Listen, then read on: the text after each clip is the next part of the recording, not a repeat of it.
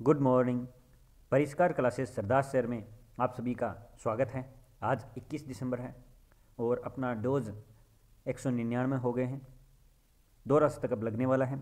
तो मैं आपसे एक बात पूछना चाहता हूँ, आप ज़रूर बताना, क्या हम 200 के बाद में है वो लाइव करंट अफेयर पढ़ाना स्टार्ट करें या फिर ऐसे ही चलने दें, और कैसा लगा वो अपनी राय ही भी बताना। और आपने वो पीडीएफ पढ़ ली क्या जो मैंने कल संगणक वाले पेपर की डाली थी, और उसमें जो करंट अफेयर के क्वेश्चन आए थे वो भी मैंने टेलीग्राम पे अपलोड करवा दी हैं, तो वो आपने देख ली क्या, उसके बारे में आप ज़रूर बताना। और आप अपनी परिष्कार को इंस्टाग्राम और फेसबुक पेज पे फॉलो कर लेना। इंस्टाग्राम का नाम मैंने मेंशन कर दिया है और टेलीग्राम चैनल को ज्वाइन ज़रूर कर लेना, जिसकी लिंक आपको इस वीडियो के डिस्क्रिप्शन बॉक्स में मिल जाएगी। लेकिन आप अपनी राय ज़रूर बताना कि 200 के बाद में ऐसे ही चलने दें या फिर लाइव क्लास लें। लाइव में मेरे को ऐसा लगता है कि ज़्यादा थोड़ा टाइम वेस्ट होता है, क्योंकि क्लास है वो लंबी चल जाती है, लगभग आधा घंटे के आसपास चली जाएगी, क्योंकि आपसे उस लाइव में रूबरू होंगे, बातें होंगी, उस वजह से तो मेरे को तो ये उचित लगता है। बाकी आप अपनी राय है वो ज़रूर कमेंट बॉक्स में बताना, आपकी राय सर्वोपरि होगी। तो चलिए देखते हैं, लेकिन उससे पहले क्विक रिवीजन देख लेते हैं। गंगा एक्सप्रेस वे की आधारशिला नरेंद्र मोदी जी ने शाहजहाँपुर में रखी है, जो उत्तर प्रदेश में है। परमाणु सक्षम अग्नि प्राइम मिसाइल का सफल परीक्षण है वो भारत ने किया है। और खाद्य प्रशिक्षण पर राष्ट्रीय शिखर सम्मेलन गुजरात में आयोजित हुआ है। भारत की पहली ग्रीन हाइड्रोजन आधारित माइक्रोगिक परियोजना है वो एनटीपीसी ने तैयार की है। और नगदग पेल जी खोरले पुरस्कार है वो भूटान ने दिया है नरेंद्र मोदी जी को। विजय श्रृंखला और संस्कृति का महासंगम अभियान का ग्रैंड फिनाले दिल्ली में आयोजित हुआ है। टीबी पर राष्ट्रीय संसदीय सम्मेलन का उद्घाटन अपने उपराष्ट्रपति जी वेंकैया नायडू जी ने किया है। इंडियाज एशियंट लिंगेंसी ऑफ वेलनेस पुस्तक का किसकी है, तो रेखा चौधरी की है। भारत मध्य एशिया वार्ता की तीसरी बैठक की मेजबान डॉक्टर एस जयशंकर ने की है। विश्व अरबी भाषा दिवस 18 दिसंबर को मनाया गया। और विंडसर कैसल में नाइटहुड की उपाधि किसे मिली है, तो लुइस हैमिल्टन को मिली है। भारत ने अब तक सबसे अधिक वार्षिक प्रत्यक्ष विदेशी निवेश यानी एफडीआई है वो कितना हुआ है, तो 81.97 बिलियन डॉलर हुआ है 2014 से 2021 के बीच में। भारत की ओर से ITTF hopes and challenge tournament किसने जीता है, तो हसीनी मंथन राजन ने जीता है। टेस्ट क्रिकेट में 1600 टेस्ट रन बनाने वाले इतिहास के चौथे खिलाड़ी जॉय रूट बने हैं। भूमि संरक्षण में उत्कृष्टता केंद्र का उद्घाटन किसने किया है, तो यहाँ नरेंद्र मोदी जी ने नहीं किया है, ये मिस टाइपिंग हो गई है, राजनाथ सिंह जी ने किया है। किसने, राजनाथ सिंह जी ने किया है। ये यहाँ पर मैं क्वेश्चन आपको सही करवा दूंगा पीडीएफ में। तो पहला क्वेश्चन देखते हैं आप, किस राज्य द्वारा माओवादी प्रभावित क्षेत्र के लिए सहाय योजना प्रारंभ की है, तो माओवादी प्रभावित क्षेत्र के लिए सहाय योजना किसने जारी की है, तो सहाय योजना है वो झारखंड राज्य के सीएम ने जारी की है। किसने, झारखंड राज्य के द्वारा है वो जारी की गई है। और झारखंड के सीएम कौन है, तो हेमंता बिस्वा के द्वारा है।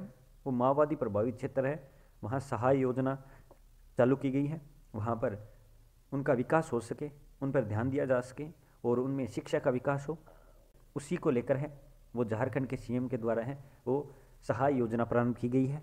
अब झारखंड की कैपिटल रांची है, गवर्नर रमेश व्यास है, और रसोल व रोहिणी त्यौहार यहाँ पे मनाए जाते हैं।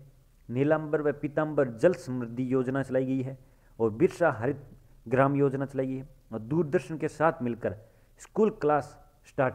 नेक्स्ट क्वेश्चन देखते हैं, एस्कॉट वन्य जीव अभ्यारण्य पर्यावरण के प्रति संवेदनशील क्षेत्र घोषित किया है, तो एस्कॉट वन्य जीव अभ्यारण्य है वो पर्यावरण के प्रति संवेदनशील घोषित किया है। ये किस राज्य में है, तो ये उत्तराखंड राज्य में है। कहाँ पर है ये, उत्तराखंड राज्य में है। और इसे दूसरे अन्य नाम से क्या जाना जाता है, तो यह हरित स्वर्ग के रूप में जाना जाता है। किसके रूप में जाना जाता है, तो हरित स्वर्ग के रूप में है वो जाना जाता है। कौन सा अभ्यारण्य, तो एस्कॉट वन्य जीव अभ्यारण्य, तो आप याद रखना। और ये इसकी स्थापना कब हुई थी, तो इसकी स्थापना 1986 में हुई थी, 1986 में इसकी स्थापना हुई थी। अब उत्तराखंड, तो उत्तराखंड के सीएम तो पुष्कर सिंह धामी हैं और गवर्नर बेबी रानी मौर्य। कैपिटल देहरादून है, यहाँ पर बेरोजगारों के लिए होप पोर्टल, भारत का पहला लाइकेन पार्क, और उत्तराखंड में भारत का सबसे पुराना national park Jim Corbett national park, जिसे हेली नेशनल पार्क के नाम से भी जाना जाता है। लेकिन सबसे बड़ा नेशनल पार्क कहाँ है, तो भारत का सबसे बड़ा नेशनल पार्क है हेमिस नेशनल पार्क, तो आप याद रखना। और भारत की सबसे बड़ी तितली वो कहाँ है, तो वो उत्तराखंड में है और जिसका नाम है गोल्डन बर्ड विंग। तो आप याद रखना। नेक्स्ट क्वेश्चन देखते हैं। नेक्स्ट है जल जीवन मिशन वित्त वर्ष 2022 के लिए किस राज्य को 10,180 करोड़ रुपए आवंटित किए गए? तो केंद्र सरकार के द्वारा है वो 10,180 करोड़ रुपए है जल जीवन मिशन के लिए 2022 वित्त वर्ष के लिए है, किस राज्य को दिए गए? तो इसका सही आंसर है वो आपनो राजस्थान राज्य को है, वो जल जीवन मिशन के तहत है, वो 10,180 करोड़ रुपए दिए गए हैं, आप सबको पता है। तो राजस्थान के सीएम आप सबको पता है, कैपिटल पता है, गवर्नर कलराज मिश्र है, और यहाँ पर एक पौधा सुपोषित बेटी के नाम, भारत का पहला अंगदान स्मारक जयपुर में, और बायोफ्यूल लागू करने वाला ये पहला राज्य है, और क्षेत्रफल की दृष्टि से आप सबको पता है सबसे बड़ा है, और इसकी टोटल सीमा कितनी लगती है? तो 5,920 इसकी टोटल सीमा लगती है, जिनमें 1,600 किलोमीटर है वो मध्य प्रदेश के साथ सबसे ज़्यादा, 89 किलोमीटर सबसे कम पंजाब के साथ, 1,070 किलोमीटर है वो रेड क्लिफ रेखा की लंबाई है। तो आप याद रखना। नेक्स्ट क्वेश्चन देखते हैं। नेक्स्ट है पैरा ओलंपिक में सर्वश्रेष्ठ महिला पदार्पण का सम्मान किसे मिला है? तो महिला पदार्पण का सम्मान है वो अविना लेखरा को मिला है। किसे? अविना लेखरा को मिला है। और ये अविना लेखरा कौन है?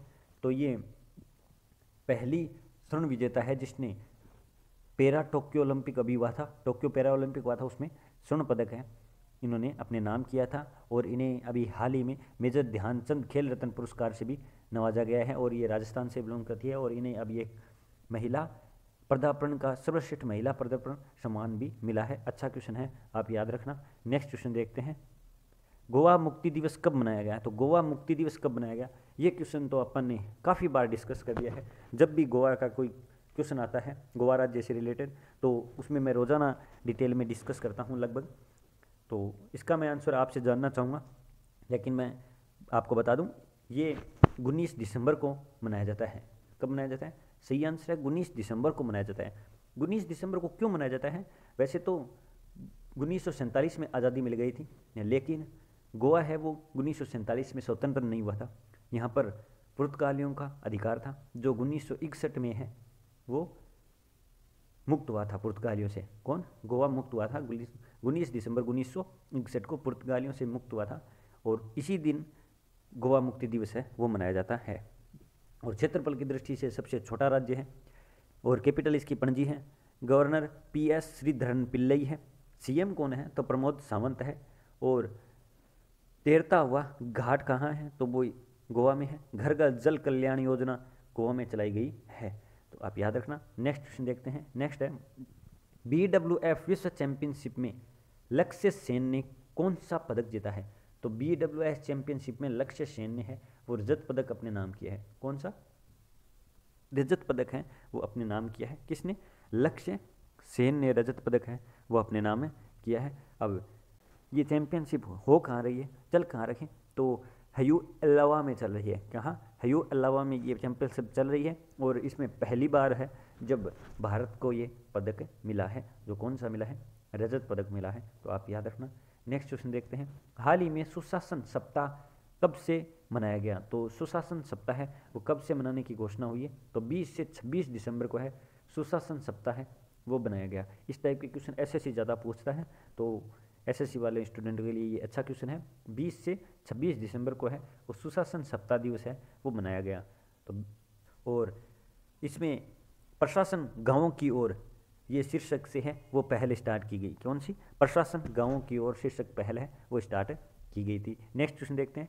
संयुक्त राष्ट्र पूंजी विकास कोष UNCDF ने मिशन शक्ति लिविंग लैब के लिए किस राज्य के साथ समझौता किया है? तो UNCDF ने ओडिशा राज्य के साथ है वो समझौता किया है। सही आंसर है इसका ओडिशा। तो ओडिशा राज्य के साथ है वो समझौता किया गया है। अब ओडिशा, तो ओडिशा के CM कौन है?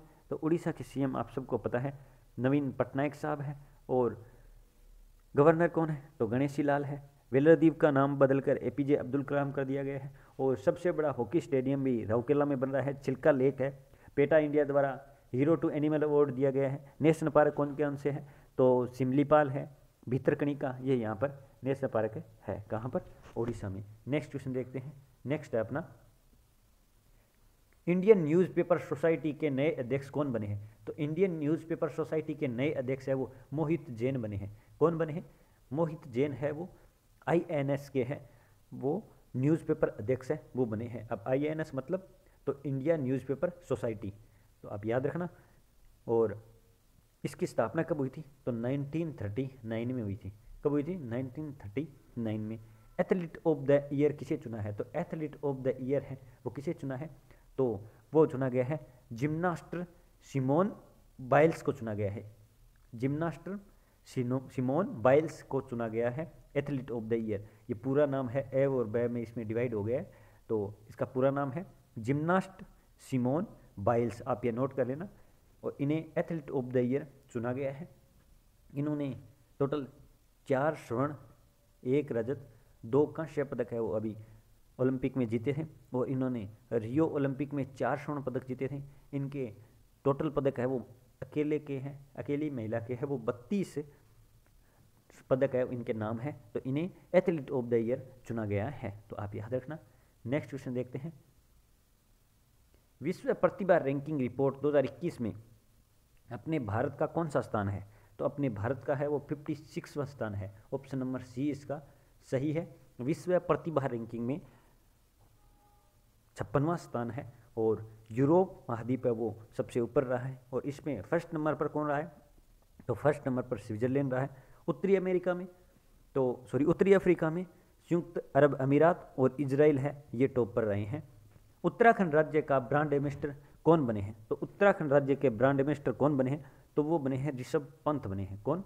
ऋषभ पंत बने हैं उत्तराखंड राज्य के ब्रांड एम्बेसडर।